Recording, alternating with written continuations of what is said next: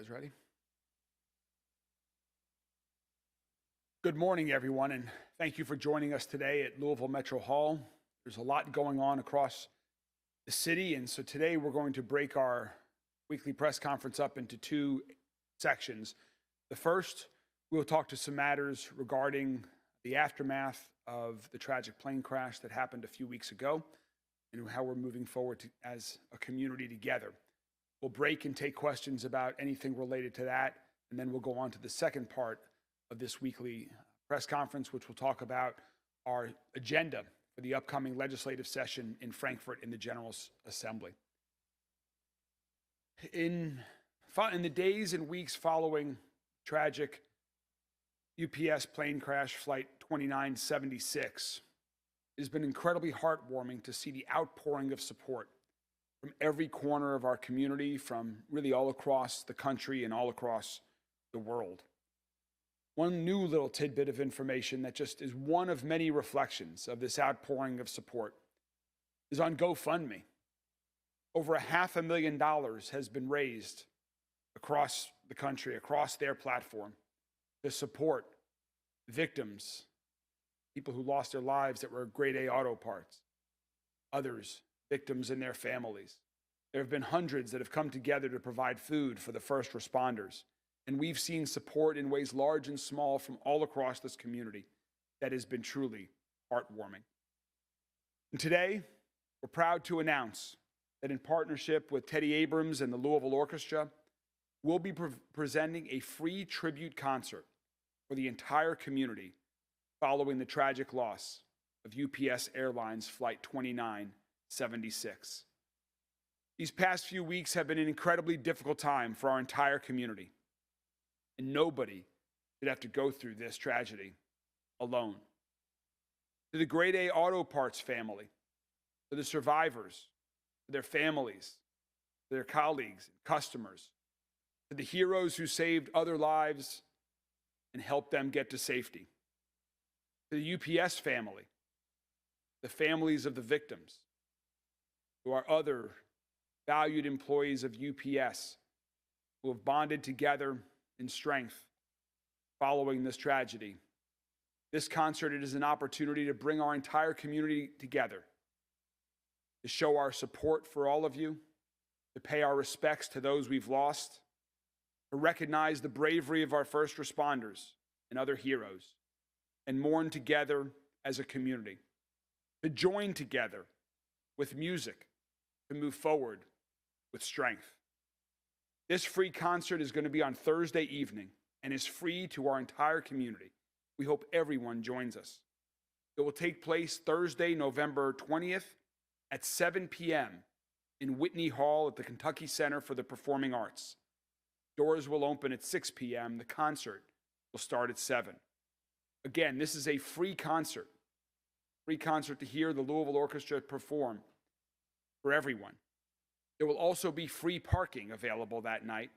We've made the Park Riverfront Garage, located at 141 North 6th Street, just behind the Kentucky Center, free for the evening so that people can enjoy this entire evening for free. I really want to give a giant thanks to Teddy Abrams, Jordan Harris, the board chair, and everyone at the Louisville Orchestra for their gracious offer to have this remembrance concert to support those who are grieving, to bring strength and togetherness to our entire community. And please join me in welcoming Teddy Abrams. Thank you, Mayor. We are very proud to be able to work with so many partners, of course, Metro government and UPS and so many others that have come together to make this concert possible. It seems like in moments like this, when the community confronts a tragedy and a challenging period, it is incumbent upon all of us, and especially our institutions like an orchestra, to step up and do whatever it is that we can to offer something that helps us heal, that helps us find that communality and the space together where we can both confront the challenges, but also find a certain peace and healing. And of course, music is the language that does that best. And it was an obvious thing that when we see something like what just happened to our community, we reached out and offered our music because it's what we can provide. And I believe that this is a moment for the community to join together in remembrance, memorialization, and tribute to the people that lost their lives. So the concert is a combination of spiritual music, reflective music, contemplative music, but all music that's deeply beautiful at a time when that's a reminder of the strength of our community, the strength of the things that actually bind us and bring us together, and hopefully it begins the healing process in a way that lets us all move forward together and remember the members of our community that lost their lives and the first responders that serve us so graciously. So we're very much looking forward to seeing all of you at the performance, and it's, as I said, a deep, deep honor to be able to offer this music. It's what we can provide at the orchestra, and it's an honor to serve our community. Thank you. Thank you so much, Teddy. Thank you so much to the Louisville Orchestra. There's more information available on the Louisville Orchestra website. People can register on that website, but it is not required. You can just show up again for this free tribute concert. I look forward to seeing thousands of people from our community there on Thursday evening, and I hope that our friends in the media will help get this message out. We know it's just 2 days away, but given we approach the Thanksgiving holiday and we think about what we're thankful for this year, I think all of us have even more to be thankful for our lives, for our community, and this will be a wonderful way to, as we begin to approach the Thanksgiving and holiday season. So we'd appreciate your help in getting the message out. The others can join me. We're going to give a little bit of update, a couple of other updates as well.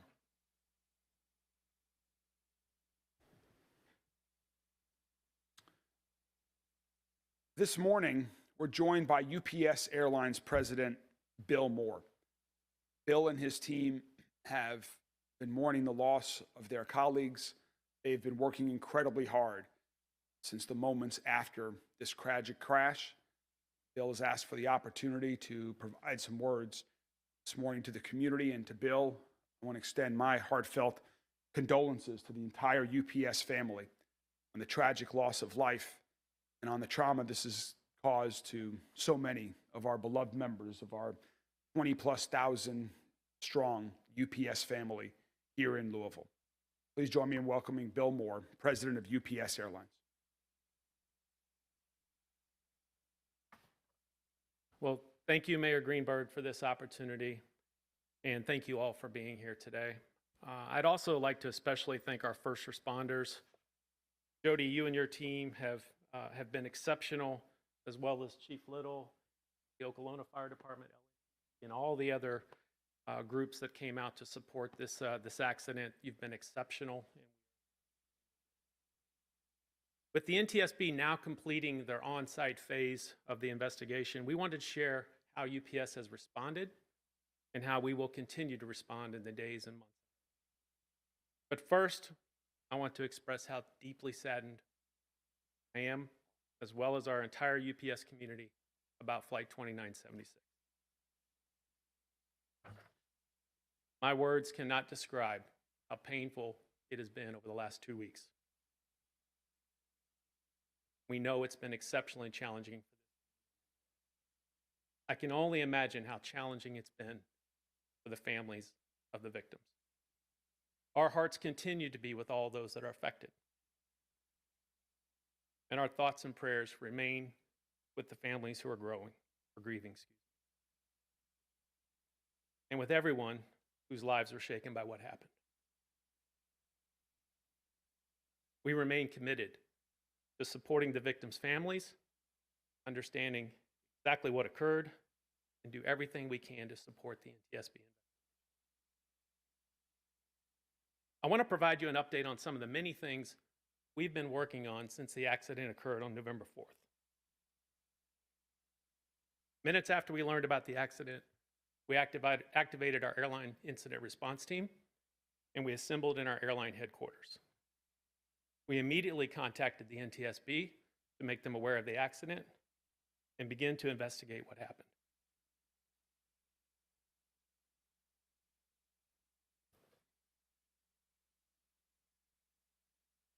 We deployed our family assistance support team or our FAST team.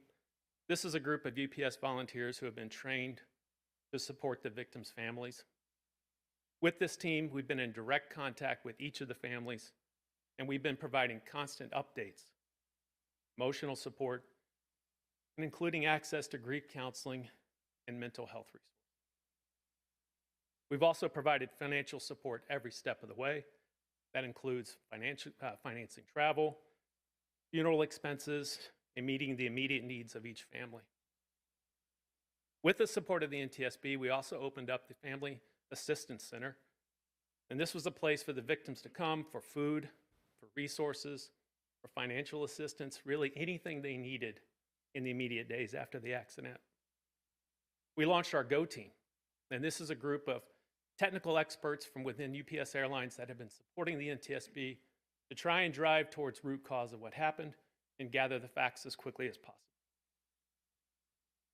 And at the recommendation of the manufacturer, Boeing in this case, we made the decision to voluntarily ground our entire fleet of MD-11 airplanes so we can ensure that we further inspect the airplanes to make sure they're safe for continued flight.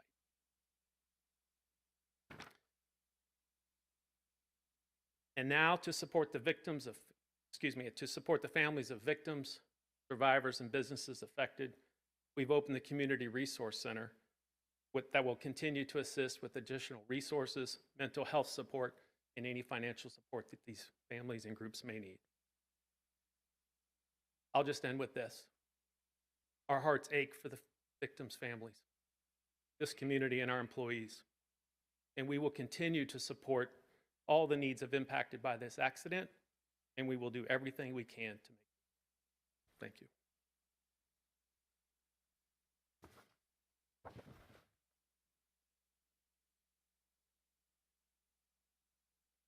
Thank you, Bill.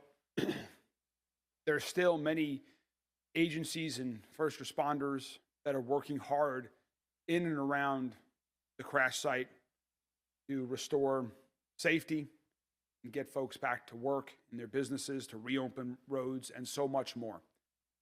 We're joined this morning by LG&E, by MSD, and our emergency management agency, as well as Oklahoma Fire Department, to talk about what's going on at the scene right now and some expectations for members of the public, for employees of businesses that have been impacted around the crash site, as well as business owners of those businesses as well. LG&E is one of those organizations that has been working hard around the crash site over the past 2 weeks. They are making progress, but still have more work to do in restoring electricity and gas for certain parts. Here with us this morning is Liz Pratt, Senior Director of Communications and Corporate Responsibility of LG&E, to provide an update on LG&E's work and what they are doing in the days ahead. Liz?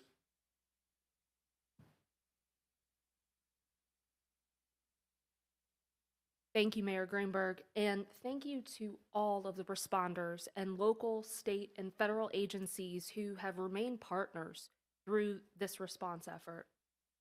We know it's been an incredibly challenging time for all who were affected, for the surrounding neighborhood, and for our community. And through it all, our community has come together and shown an outpouring of support in so many ways. So to start with the work that we've been doing since the crash occurred and what we're currently doing. Directly following the crash, our immediate focus was making the area safe for the emergency responders and for those in the area by de-energizing power lines and disrupting natural gas service.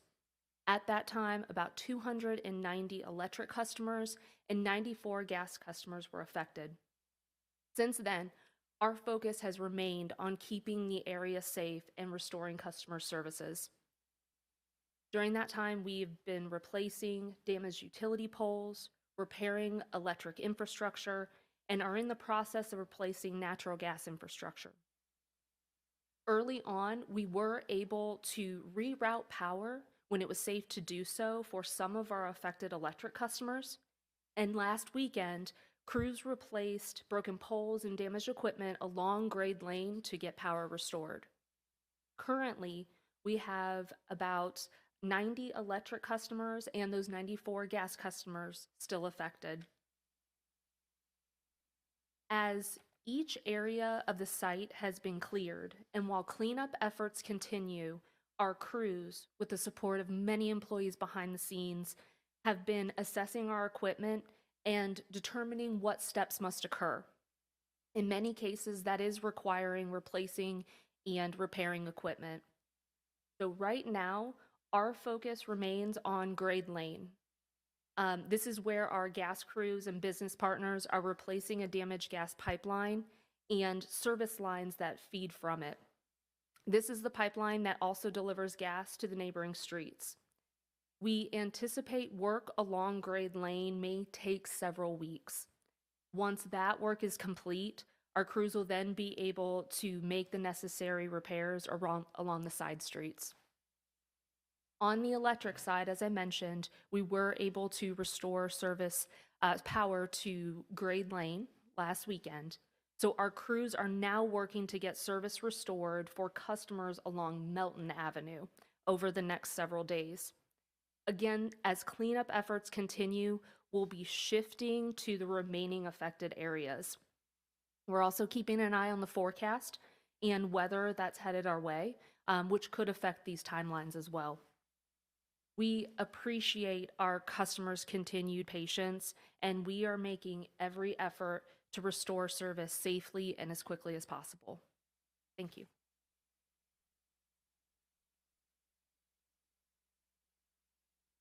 Thank you very much, Liz. MSD is helping to coordinate several local, state, and federal agencies throughout this entire process. And today, you'll hear that we're proud to announce that 95% of the oil from this incident has been contained. To provide more detail on this, the other work that MSD is working to do to protect our environment, our ground, our water, our air, we're joined by the Executive Director of MSD, Tony Parrott. Tony?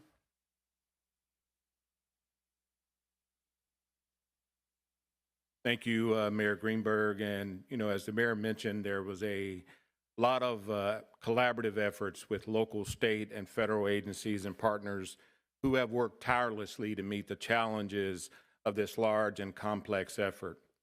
As the mayor mentioned, about 95% of all the runoff that has entered some of the waterways has been captured. That equates to approximately 880,000 gallons of oily liquids and other runoff that have been removed from waterways in southwest Louisville, including in the northern ditch, the southern ditch, and Pond Creek. One of the things that I think is very important for the community to understand that it's a very complex operation. We currently have 3 locations that catch runoff that are set up with booms and skimmers.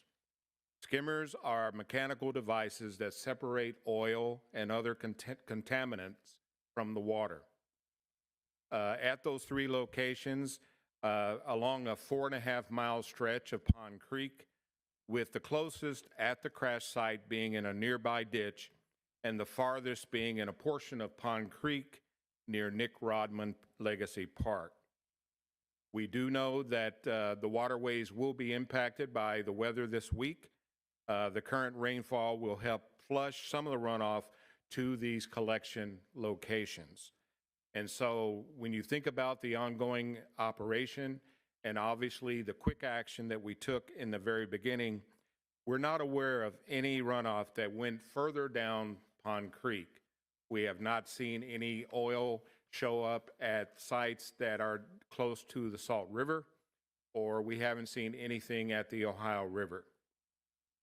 During the week of the crash, MSD did put out an advisory asking the community to avoid contact with waters in Pond Creek, the northern ditch and southern ditch, due to potentially contaminated runoff. That advisory is still in effect, and we want folks to avoid contacting waters in any way and keep your pets away from those waterways. However, for clarity, your drinking water is safe unless you have been contacted directly by Louisville Water. If you see oil or debris or discoloration in the waterway, please report that to MSD Customer Relations by calling 502-540-6000 or emailing our customer relations at louisvillemsd.org. And that is our update for today. Thank you.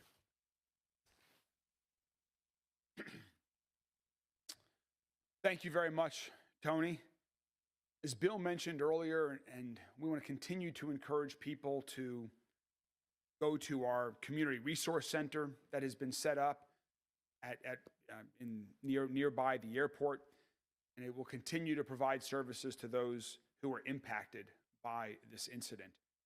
We're also joined today by Jody Myman, who's the executive director of our emergency management agencies, who's been working since the seconds following this crash and coordinating efforts and working with all the emergency responders, the first responders, to provide an update on where we are and where we're headed over the weeks ahead.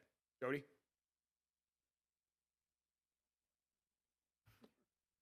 Thank you, Mayor. You know, in emergency management, you've heard me talk a lot about it, you know, in the past. We prepare, we respond, we mitigate if possible, and we work through the recovery process. And, you know, in all the disasters we've ever had to work through, the recovery process takes the longest. It is the most challenging for us to get through. So, you know, and that's what we're doing right now. And I want to assure the businesses, I want to assure the public that, you know, there are over 100 people there daily working to get you back in your businesses, to get you back in your location so that you can resume any kind of normalcy that you can. They're working 24 hours a day currently to do that, but they haven't stopped. But again, you've heard behind, you know, the people that have spoken before me that there is challenges that are taking place. The weather today, they had to spend yesterday preparing for the weather today so that, you know, conditions do not get worse. So on a daily basis, we're presented with challenges. You know, and while the NTSB has released the site, that doesn't mean that they've released the evidence. And every piece of that aircraft has to be found, collected, and packaged and taken away properly by the contractor that's on site doing that. So, you know, because of that, we've had to create a phased approach with our cleanup and our recovery. We've got 3 phases. We've got phase 1, which is from Don Hudson Boulevard south on Grade Lane, and those businesses have been working. It's not open to the general public, but those businesses have been in their areas working, conducting businesses. Our phase 2 is north of that on Grade Lane, and you know, with the challenges presented with the amount of oil, with the amount of runoff, with the infrastructure between electric and gas repair that's taken place, that's going to take a little bit longer, and we're working through that to make that our next opening area. And then the phase 3 is on the streets, Melton and Nable and Knopp, those areas that are directly affected by the aircraft itself. So like I said, we are working diligently. There's a lot of people out there that's working very hard. You heard about the Community Resource Center. Please take advantage of that, the public, the community. There's resources there for you. You saw me on my phone just now, and we just got approved. We put an application in over a week ago through Kentucky State Emergency Management for the state business or the Small Business Association to come in, and I just got that approval.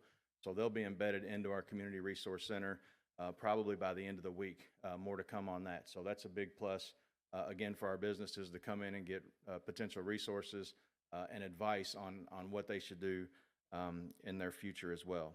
So like I said, just know we'll be giving weekly updates or any other, you know, anything else in between there that may pop up on the site that could cause us problems or cause the public problems. But we don't anticipate anything outside of that site taking place that could cause anywhere else to have to be affected. So like I said, we are working hard. The folks behind me and their teams are working very hard. Contractors, there's still public safety agencies that are on site. We still have representatives on site. So we will do that until this is over with and we can get all the businesses back in their locations. Thank you. Thank you very much, Jody. All of us and our colleagues will continue to work incredibly hard at this to ensure safety for the future, for the entire community, for those that have been impacted.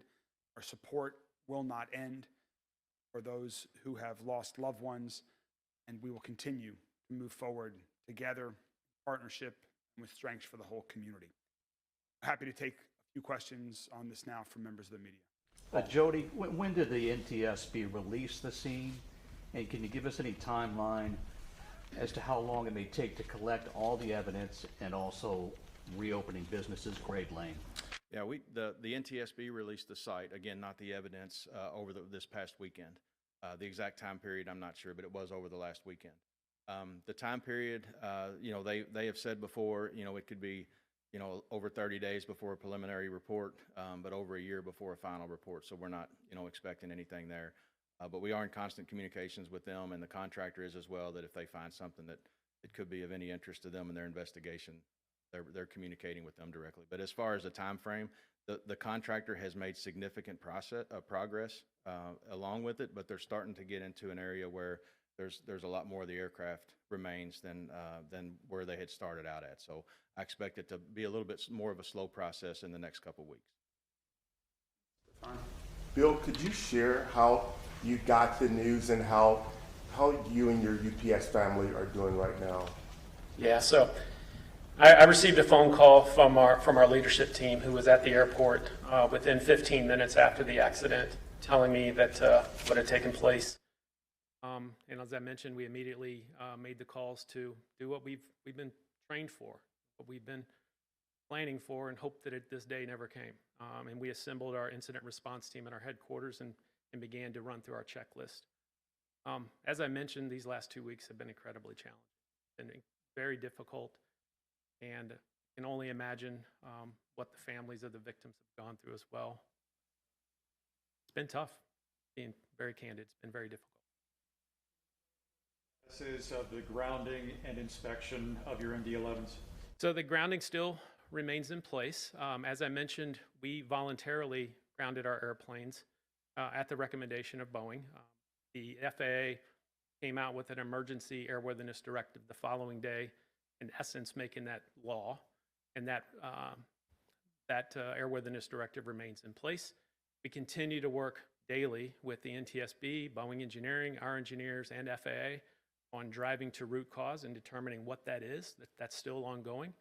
And once we determine that, then they'll be able to develop an inspection plan, figure out, can we go out, can we inspect it? If so, how do we repair it? How do we put it back together? And then eventually return the fleet to service. But that's not going to happen quickly. MD-11s being grounded affecting your operations? We have secured additional lift, if you will, through outside resources to help us make up the capacity difference. We feel good about what we've been able to secure to get us through the end of the year, which is really the line of sight coming up to our busy peak season. So we've also put a lot of more packages on the ground, worked with customers on different commit times and so forth, just as we continue to work through this. But we feel good about where we're going over the next 4 to 6 weeks. Mr. Moore, I have 2 questions. We are 2 weeks out from the crash. Why is this the first time we're hearing from you or a UPS representative? Yeah. Well, I can assure you we've been exceptionally busy trying to take care of all the things that I briefed you on. And frankly, our first priority was making sure we took care of the victims' families and making sure that they had the resources they needed, financially, mental health-wise, all of those things. We also wanted to be respectful of those families.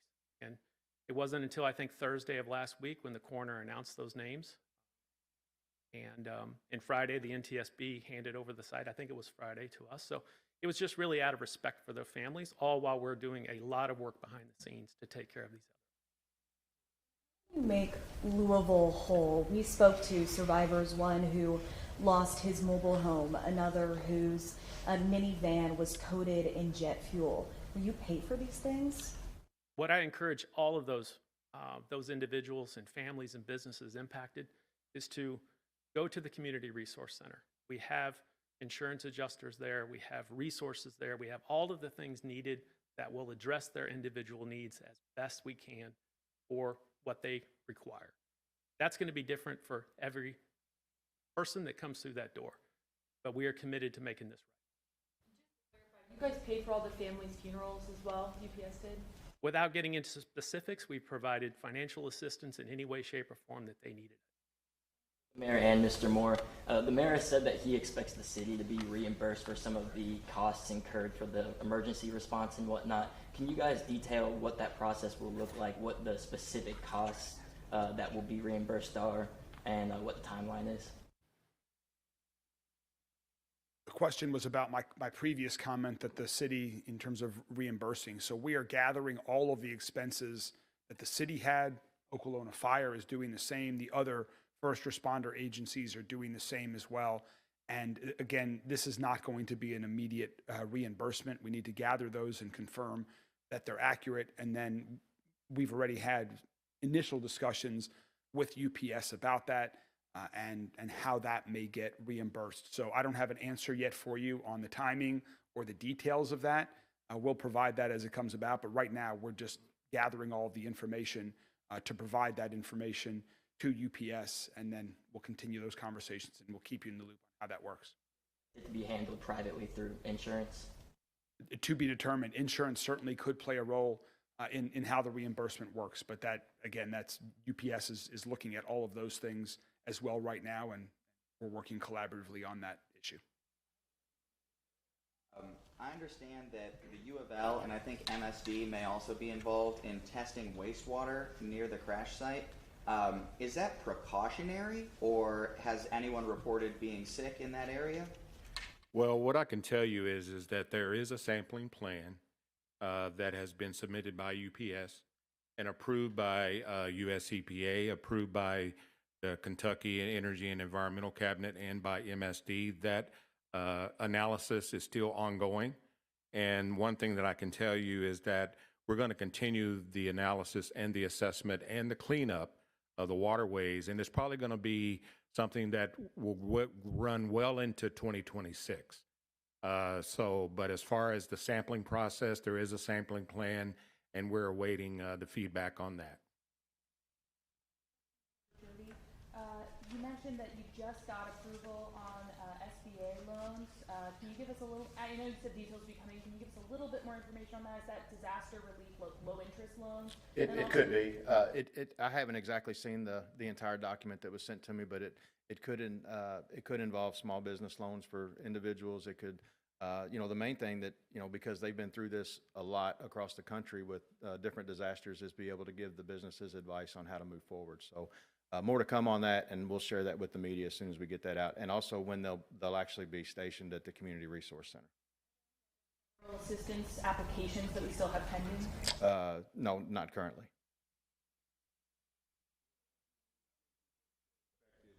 By the power outage on Nelson Avenue, and how long do you anticipate power getting back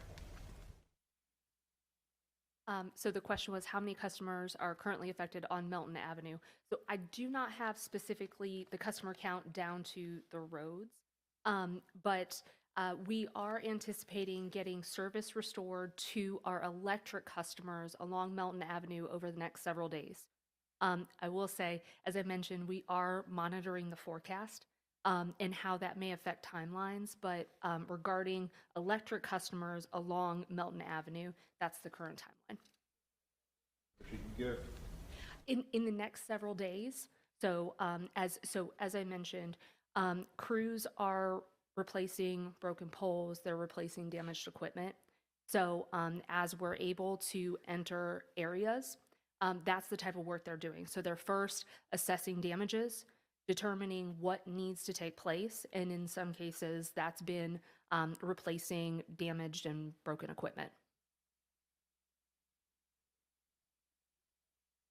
Just to follow up, though, that's just a small piece of it. There's, especially with Melton Avenue, Knopp Avenue, and Able, because, that involves the actual crash site itself. So the electric, while they're doing a great job, that's just a piece. There's gas issues on those roads. There's debris issues on those roads.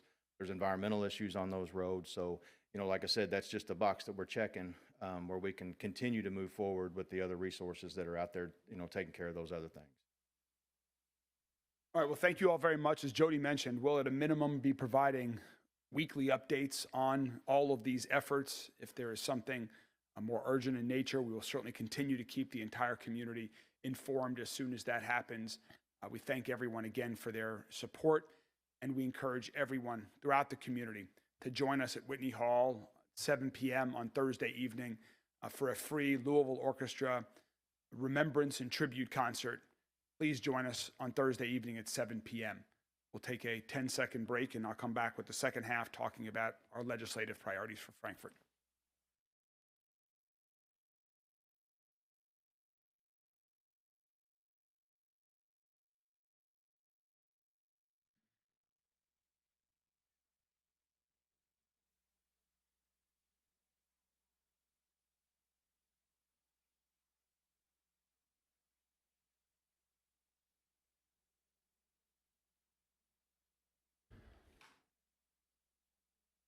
So today, I also want to share our legislative agenda for the upcoming session in the General Assembly.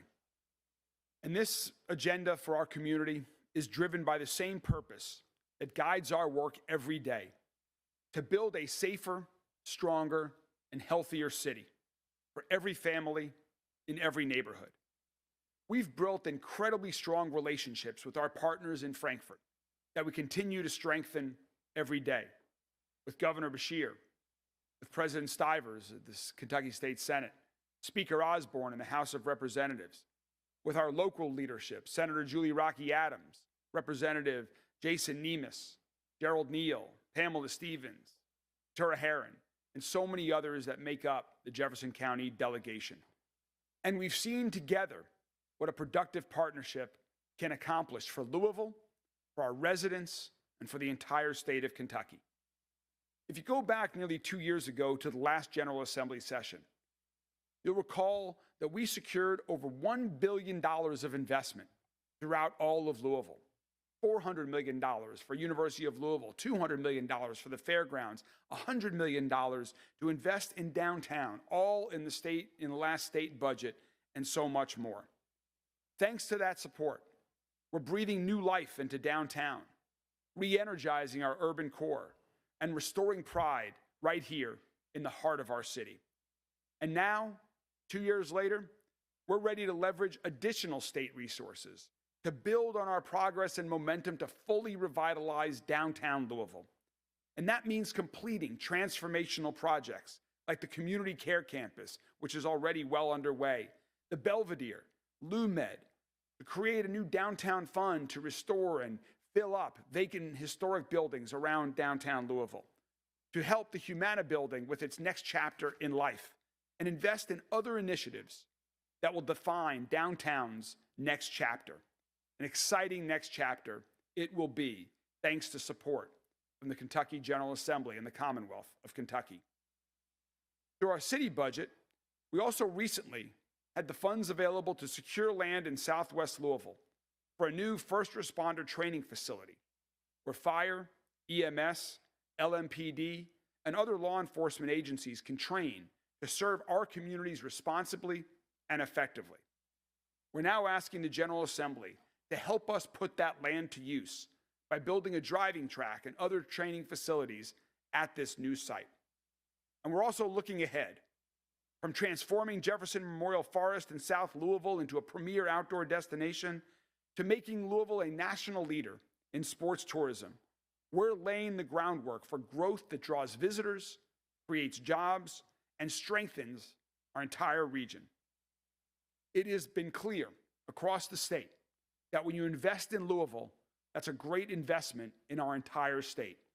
There are strong returns for all of the people of Kentucky. But of course, none of that work matters if people don't feel safe in their homes, on the streets, and everywhere else that they go. And I'm proud to say that Louisville Metro government has renewed our commitment to public safety. We're not just enforcing the law, we're preventing violence before it happens. We've strengthened collaboration between the community and law enforcement by expanding violence intervention programs, investing in officer wellness, and enhancing accountability and our training standards. And the results have been positive. Violent crime is trending down over 20% this year alone. That progress is just the start of what we need to continue doing. More residents are engaging with intervention efforts that are making our neighborhoods safer. And the result is fewer shootings and fewer victims. But to keep people safe, we could use some more support from the state.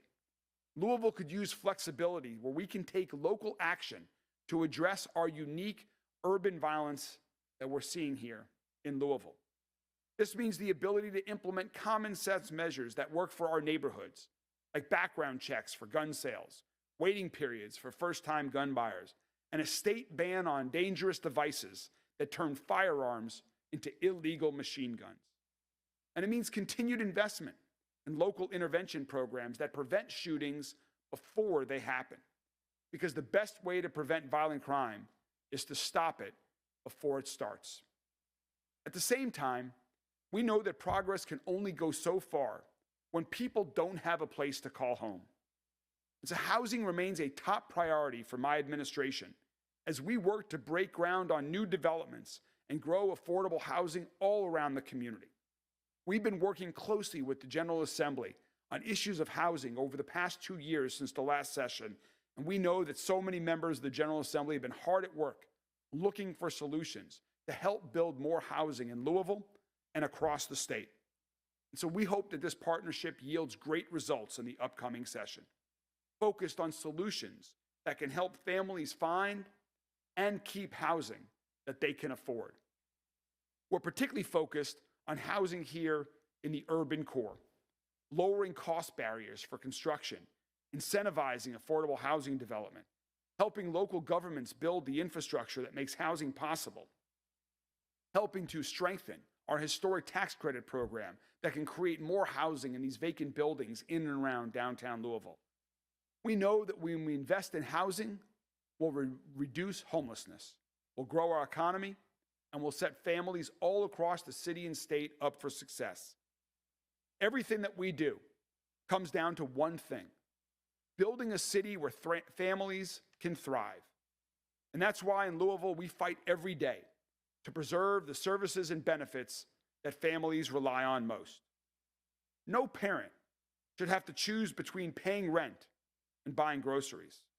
So we're asking lawmakers to protect health care and food assistance so no Kentuckian loses access to basic care or nutrition.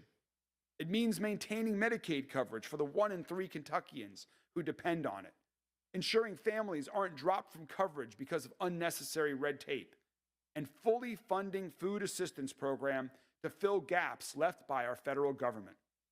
It means keeping the light and heat on during extreme weather because no one's life should depend on a weather forecast. And it importantly means improving access to early learning, supporting Thrive by 5 Louisville, and expanding the Kentucky Child Care Program to public employers. We are fully committed to making sure that parents who want to get back to work can afford to do it.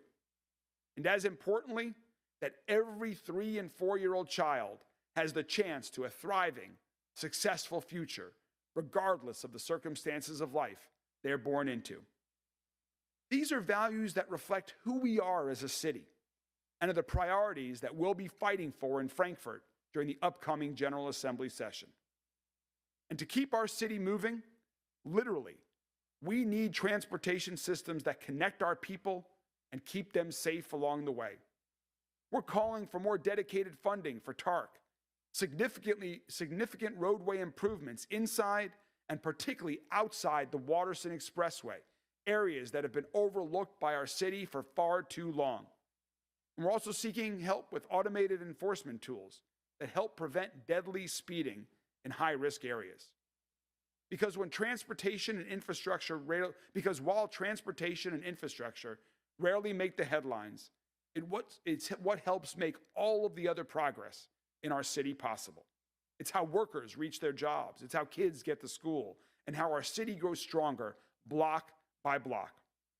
Since the last legislative session, Louisville has shown what's possible when we work together with the entire state, when we work together in a bipartisan fashion, when people who represent rural areas work together with folks who represent urban areas in partnership towards common goals. We're ready to continue partnering with the General Assembly to push for more progress for Louisville and the entire Commonwealth of Kentucky.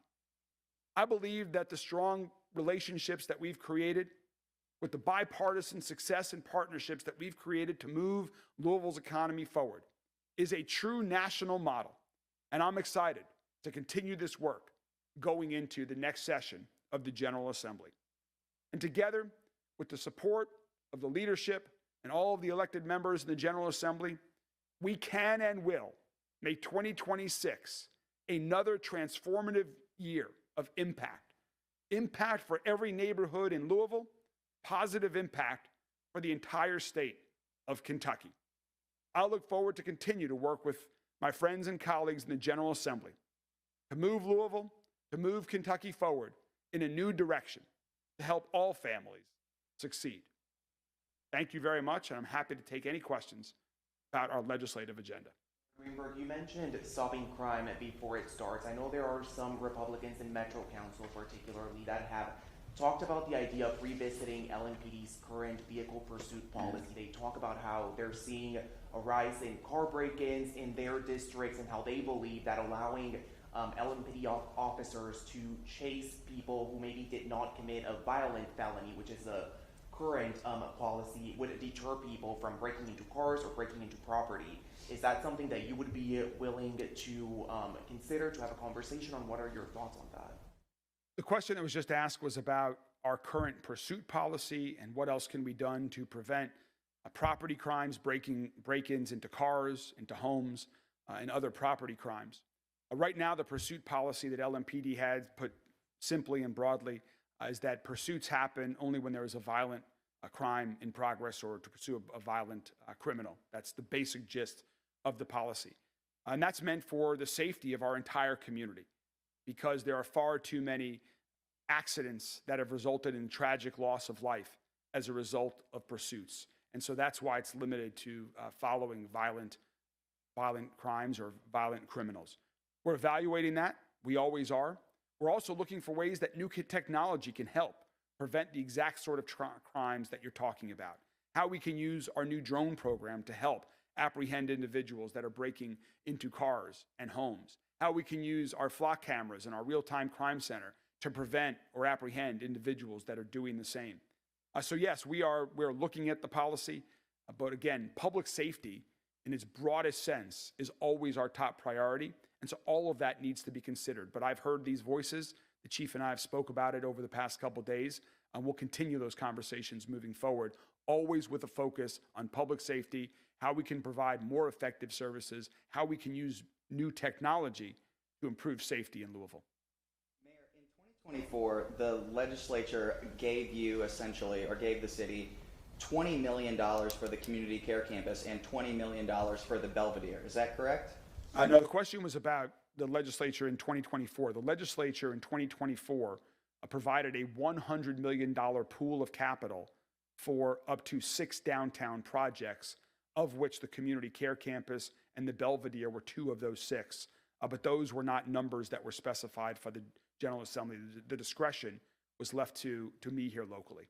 Are you going to have any explanation for them, for you asking for funding for those same 2 projects again?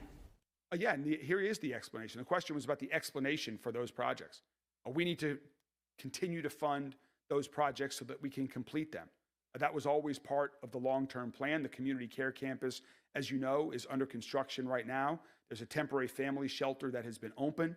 Construction is underway, and there's more that's planned. There's additional city and private philanthropic funding that has been made available over the past 2 years, including $250,000 that we just announced this morning, a new gift from J.P. Morgan Chase towards Volunteers of America, and services that are going to be provided on that as well.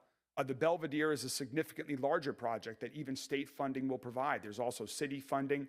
Right now in an appropriations bill pending in Washington, D.C., there is some funding pending for the Belvedere. We're beginning our effort to get philanthropic funds towards that as well. Just like LUMED. LUMED has a multi-phased approach towards continue to revitalize that entire district. So some of these projects are intended to be funded over years. Some of them are phased projects. We're making tremendous progress. We've been using the funds that we were allocated in 2024 wisely to advance those projects.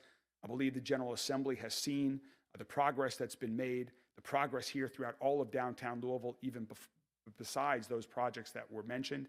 We're also asking for funding for some new projects in downtown as well this year, like helping out with the next chapter of the Humana building. So all of that is towards downtown revitalization.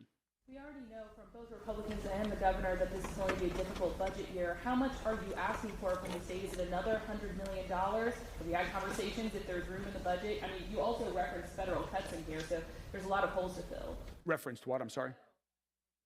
Yeah. So the question was, how much are we requesting? And the answer is as much as possible. There's a lot of need even beyond what's listed on this agenda.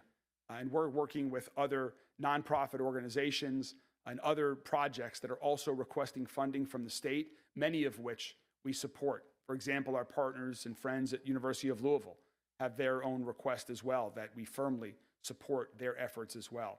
So I'm hoping that together, hundreds of millions of dollars will once again be invested across our entire city in important projects that further our goals of making Louisville safer, stronger, and healthier. Mayor, I have a question for a colleague about SNAP, if you can. Can you share about what you're hearing from SNAP recipients in Louisville? Are they now seeing their payments come through their EBT cards and accounts? So the question was about SNAP benefits, and my understanding is that that was just turned back on. And so I've not gotten an update since that occurred, but we can get back to you on that, and I'll ask some of my colleagues in the Office of Social Services that deals with SNAP recipients on a daily basis. I have not directly heard from any over the past day or two, but we can get back to you on that to make sure it's working properly. My understanding is that it is, but I want to get back to you on that. Mayor, on the issue of autonomy, background checks, waiting periods, and so on, it's not the first time you've asked the legislature to look at this. Are you getting any indication from Republican leadership that they're willing to entertain these again during a budget year? No, the question was about some of our initiatives that we're working to help make Louisville safer, that deal with firearms. And I think it's important to continue to keep these issues alive. We know that there are far too many illegal guns on the street in the wrong hands that are committing crimes, that are killing people, that are harming people. And so I'm going to continue to keep this on my agenda as long as I'm mayor of Louisville.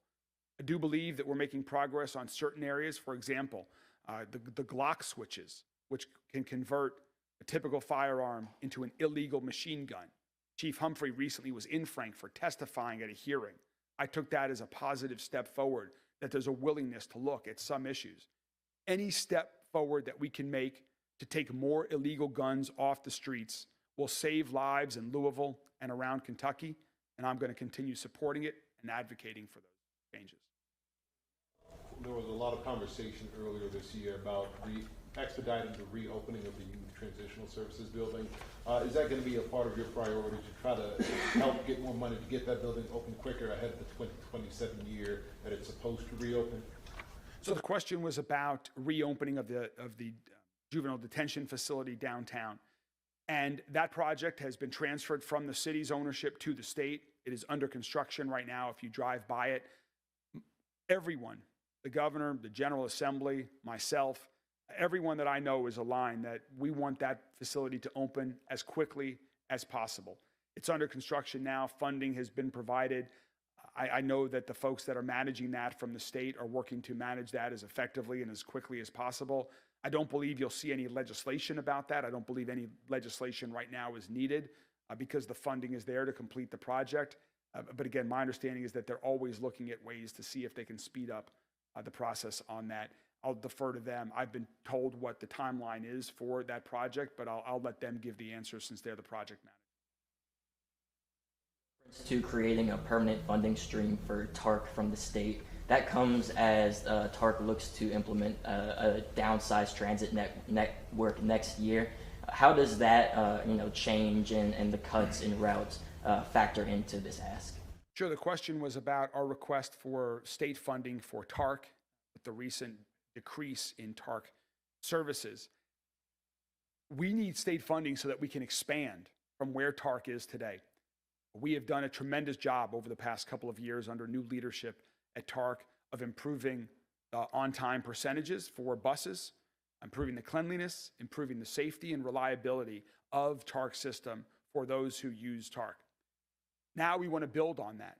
We want to build on that from where it is to serve more JCPS schools, to serve more parts of our community. To do that will require some additional funding. We haven't changed the way we funded TARC here in the city since 1974. And so with some state funding, we can help expand the TARC footprint, the TARC routing system, And that's why we're asking for funding from the state. Social services, are there any future visions that you have to try to expand? I know TARC has been the conversation, but is there anything else that you're looking at in the future? Within the area of social services? You know, within the area of social services, we're looking to prevent cuts from being made, prevent cuts to Medicaid, to prevent cuts to food, nutrition, and assistance that's provided, to support families to make sure that there's funds available for the low-income heating and electricity support program, to protect residents from having their gas or their water or their electricity turned off during extreme weather events. Those are our focuses in the area of social services. Under your banner, Invest in Early Learning, you talk about the Thrive by 5 initiative. I noticed that there's not a mention of universal pre-K, which has been one of the governor's main initiatives. I think I've seen you sign on to some of his letters about that. Is that also part of your agenda? Yes, I'm supportive of Governor Beshear's initiatives on early learning education for all 4-year-olds across the entire state. Here in Louisville, we are very supportive of that. Thrive by 5 Louisville is focused on more early learning opportunities for 3- and 4-year-old children. And there's several ways that we can do that. One is through Thrive by 5, and so we're asking for some more funding from the state for that. They provided funding last time, and we hope that continues as well. There's also a tax incentive program for employers and their employees that provides incentives to help lower the cost of childcare for employees. Right now, that program does not apply to public workers. So any Louisville Metro government employee, for example, cannot take benefit of that. We want to expand that program so that public service workers like those at Louisville Metro government can take advantage of that program, be another incentive to help get people to work for Louisville Metro government and get more kids into quality child care opportunities throughout the entire city and state, for that matter. Anything else, Addie? Oh, anything else? All right, thank you all very much. Have a wonderful day.